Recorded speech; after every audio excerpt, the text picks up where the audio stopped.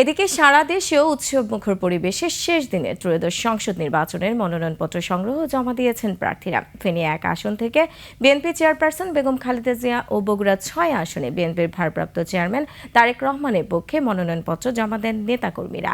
এদিন ঠাকুরগাঁও 1 আসনে মনোনয়নপত্র জমা দেন বিএনপির মহাসচিব মির্জা ফখরুল ইসলাম আলমগীর ও খুলনা 5 আসনে জামায়াতের সেক্রেটারি জেনারেল মিয়া গোলাম পরোয়ার। প্রতিনিধিদের তথ্য ছবিতে আরও জানাচ্ছেন ইউসুফ হাসান নাইম। আপনার প্রিয় কাপড়ের যত্নে এলো এনজাইম সমৃদ্ধ Arik silver wash detergent powder 500 গ্রাম মাত্র 70 টাকা। প্রিমার্ক।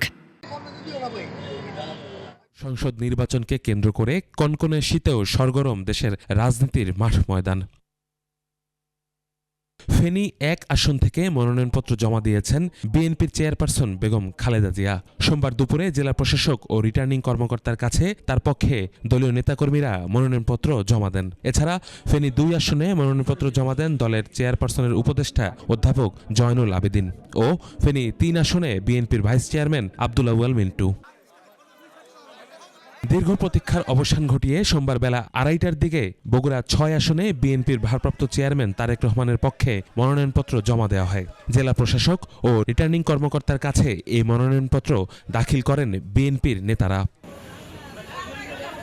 এদিকে দাখিলের শেষ দিনে ঠাকুরগাঁও 1 আসন থেকে মনোনয়নপত্র জমা দেন বিএনপির মহাসচিব মির্জা ফখরুল ইসলাম আলমগীর। এ সময় জনগণ স্বতঃস্ফূর্তভাবে ধানের শীষে ভোট দেওয়ার আশা ব্যক্ত করেন তিনি। খুলনা 6 আসনে উৎসবমুখর পরিবেশে মনোনয়নপত্র জমা দিয়েছে প্রার্থীরা। জনগণের প্রত্যাশা অনুযায়ী অবাধ, সুষ্ঠু ও গ্রহণযোগ্য নির্বাচনের আশা করছে প্রার্থীরা। এ সময় আইন শৃঙ্খলা পরিস্থিতি নিয়ে গভীর শঙ্কাও প্রকাশ করেন জামায়াত ইসলামের সেক্রেটারি জেনারেল মিয়া গোলাম পরোয়ার।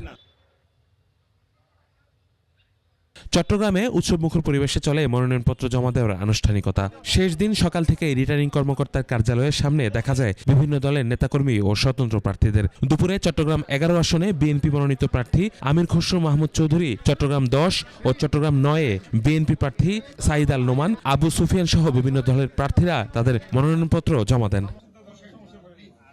কুমিল্লা 11টি আসনে মনোনয়নপত্র জমা দিয়েছে প্রার্থীরা। সকালে জেলা সহকারী রিটার্নিং কর্মকর্তার কাছে কুমিল্লা 1 আসন থেকে মনোনয়নপত্র দাখিল করে বিএনপি প্রার্থী উপজেলা নির্বাহী অফিসার তার মনোনয়নপত্র গ্রহণ করে।